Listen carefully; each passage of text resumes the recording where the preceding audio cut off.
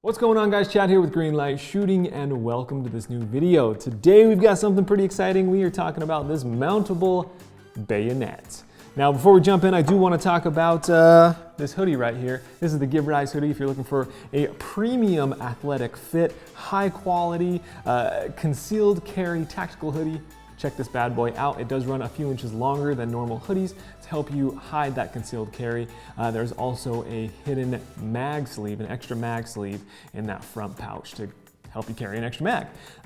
If you're interested in one of these, they are in stock right now. Check them out, 50 bucks plus free shipping in the US. Now, let's get back to this bayonet. It is made by a company called Blunt Force out of Canada. And I will tell you, this thing is crazy, crazy sharp. The first thing, when I first got this, I thought it went on a rifle. So I mounted it up to my rifle and noticed that even with the Picatinny at the very end of my handguard, the blade wasn't longer than the end of the barrel. So I did a little research on their Instagram and found out that this thing is supposed to be mounted on handguns. Interesting. I've never seen a bayonet on handguns, but it's a cool idea. So anyways, as I mentioned, this thing does just mount right onto your Picatinny rail. It's also cool that it has a Picatinny on the bottom, so you can mount things like a light or whatever you want as well, making it a pretty dang useful item for things like home defense. Now, let's talk about the specs on this thing first. So I'm gonna pull them up on my phone so that I don't get anything wrong. This is called the Mark II Stiletto. That's the product name, by the way. There are two different options. There's the Mark I Savage and the Mark II Stiletto. On their website, the Mark I Savage, I believe, is the same thing, just a matte black bayonet, and it says it is sold out. The Mark II Stiletto is available for pre-order. Now, it says it is a precision CNC machined quad hollow ground blade, hardened D2 tool steel, 56 to 58 RC, chrome finish, 7075 T6 modular Picatinny rail mount, 113 millimeter blade, 153 millimeters total, and it weighs 142 grams or about 5 ounces. So that's what we're working with here, man. This is no joke of a blade. I will tell you, I own a lot of knives, a lot of pocket knives and things like that. I know a good blade, and I'll tell you that this is a good blade. This thing is sturdy and it is sharp. So sharp that it terrified me when it shipped. And let me tell you why. You see this? That's how this thing shipped, man.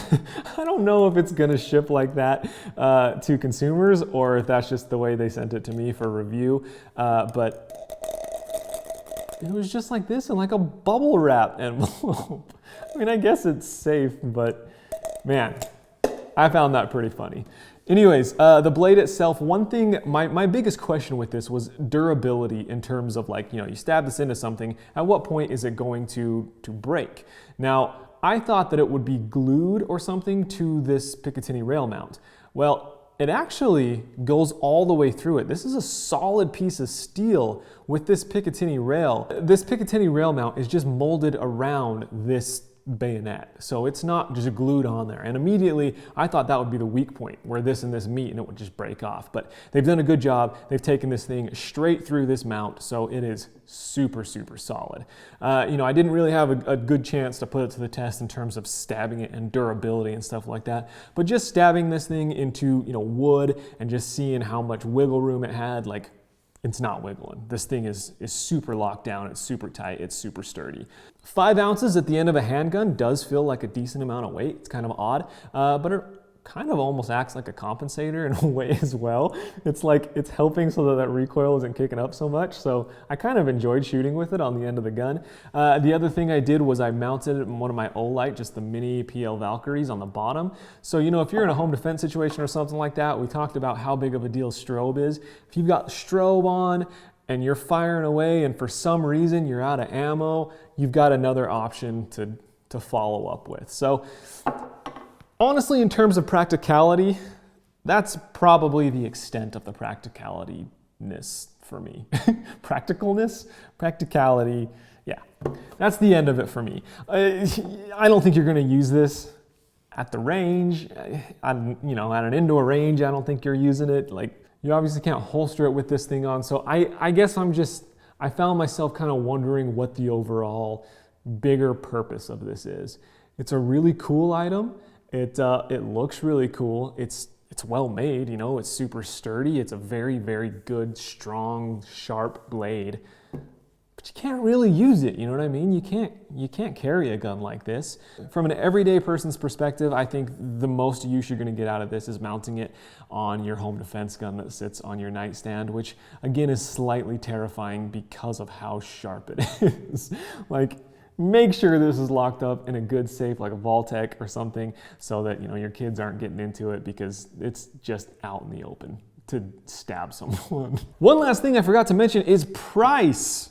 That's a big deal with this thing too, let me tell you, because this guy is $250 plus shipping to the US.